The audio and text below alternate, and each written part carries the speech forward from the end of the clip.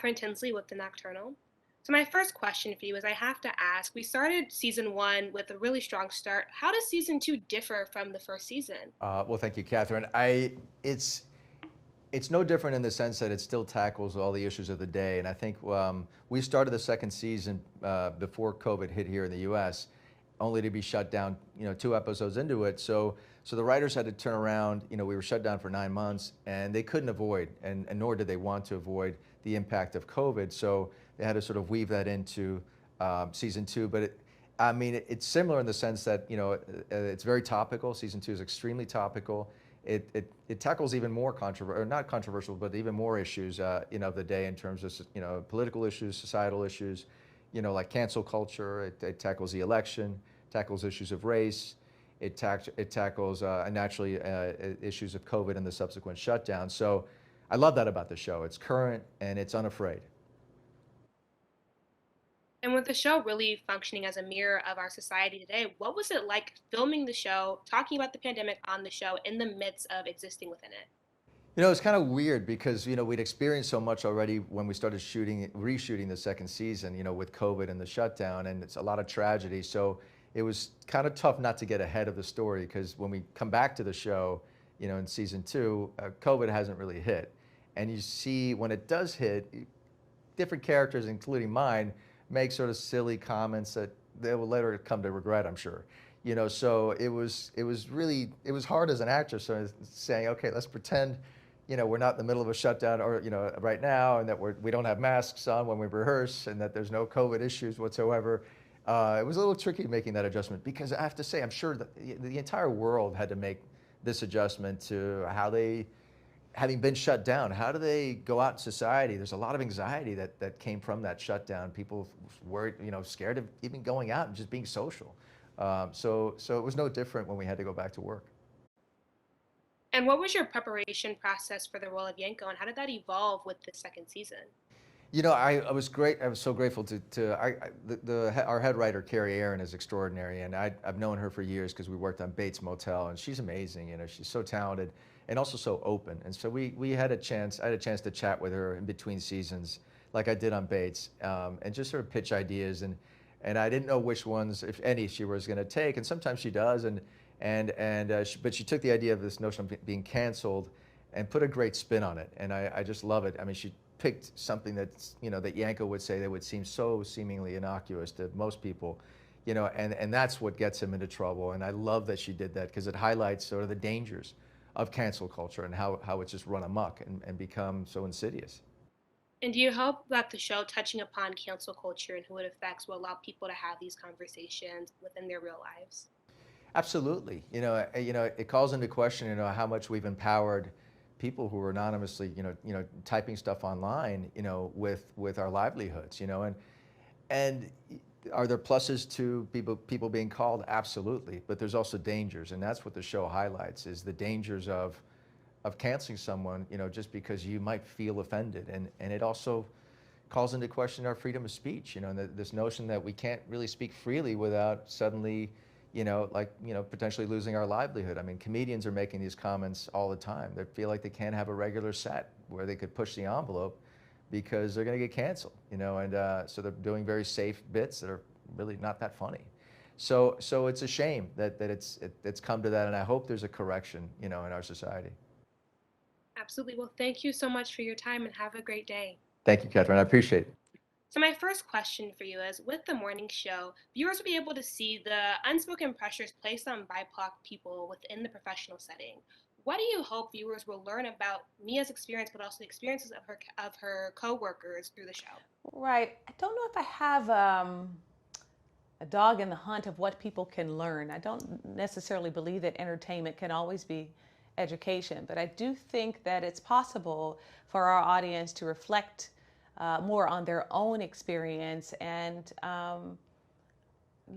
take from it into the world a little bit more of an empathetic and maybe a compassionate perspective on what it's like for people of color. And so we have a wide audience. I mean, we're a global audience. And if there's an opportunity for people to see people of color in a different way than maybe they would have if they had not watched the morning show, I think that would be great. But also the things that I talked about with the producers and writers of the morning show is that um, this idea that all skin folk aren't kinfolk, right? There's a lot of different nuances to how we each experience race and race relations and race politics and racism in this world. And so what I'm hoping is that people will see not just the diversity of people, but the diversity of thought that goes into being a person of color, a melanated character on the show. Absolutely. And with the show, in many ways, highlighting what was going on in 2020 and the world we're living in currently with the pandemic, what was it like filming in the midst of everything? Listen, it was hard. End of answer. It was hard. It was really hard. It was hard to do a show in the middle of a pandemic. Um, I was so encouraged and inspired that we got to the end of it, and that in the midst of it, we were still striving and making strong efforts to tell a bold and daring story about what the world looked like right before COVID hit. And we were completely oblivious to it. And that's not just us as Americans, but also journalists, also media journalism. We absolutely weren't paying attention to it. And the ignorance and the arrogance that goes along with that feeling and that posture in the world, I think that the morning show captures really perfectly. Like no one saw it coming because we just weren't looking. It was there, we just weren't looking. And not just our politics and our government, but our media wasn't looking. Our journalists were not looking at it. And so it's really, the filming of it was challenging, but I think we do a great job of showing what we wanted to show as a part of season 2. So my first question for you is that you have an extensive amount of experience with television hosting, with working on The Daily Show and even hosting the Patriot Act. Do you feel as though your background prepared you for this role? Yeah, totally. I felt like I've been a fake TV anchor for the past 7 years. This wasn't really a stretch for me. So coming into the morning show, I said, look, I know how to look down the barrel of the lens and read prompter. That's going to be easy. And with transitioning into becoming a UBA anchor, what was it like joining the show within the second season? I mean, it was really surreal and amazing, not only because I was a fan of the show. I loved season 1. I had binged it when it first came out on Apple TV Plus. And then it was just surreal in the sense that I got to film a show that I really love and be a part of a huge show with a huge sprawling cast during the pandemic as I was leaving paternity leave. So it was really wild for me personally, professionally, socially, what was happening in the world.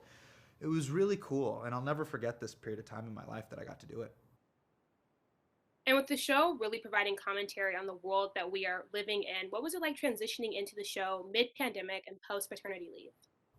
Um, it was, my kids aren't going to like this. I have a 3-year-old and a 1-year-old at home, but Daddy was really happy to leave the house. I don't mean that like literally. I came back. And I am coming back. I'm doing press right now. I will be back. But it's just nice to get away. And ultimately, look, I'm a performer. You know, I do love changing diapers. I do love story time and putting them down for bed and all that stuff. But the pandemic was rough for working parents. Like, you got to do meetings. You got to be creative. And you also have to be a teacher. Like, it's pretty wild. So I was really grateful to be able to get out of the house and just work. It was really fun. And the show really has, I mean, a never-ending list of talent. What's it like being able to work with what many people would consider a dream ensemble? Yeah, it's like, you know, you die and go to heaven. That's the cast that's at the morning show. And what I love is, you know, you have your main cast, but even the side characters, even the characters that make up UBA in the morning show. Nestor, Karen Pittman, Mark Duplass, like all these characters are so great, such talented actors and actresses. And so for me, it was just a masterclass in seeing how seriously they take their job. Like, Karen is an incredible actress. She takes it incredibly seriously. Billy Crudup is a master. I would see him just running lines different ways. Even when they were filming my scenes, he was just like looking at his lines for stuff that was coming up. And so what you see behind the camera, it was really beautiful for me just as a lesson as a performer and as an actor to see that's the type of prep that ultimately makes itself on screen, and you got to take it that seriously. Got to treat it like a job. And finally, this last season ended on a true cliffhanger, as you know. What can fans expect to see with season two? Everything that you saw in season one somehow gets ratcheted up even further. I don't want to give anything away. I just want to say it somehow gets even more intense. So take a Xanax, take some green tea, and watch season two. But it's going to be intense. It's going to be intense.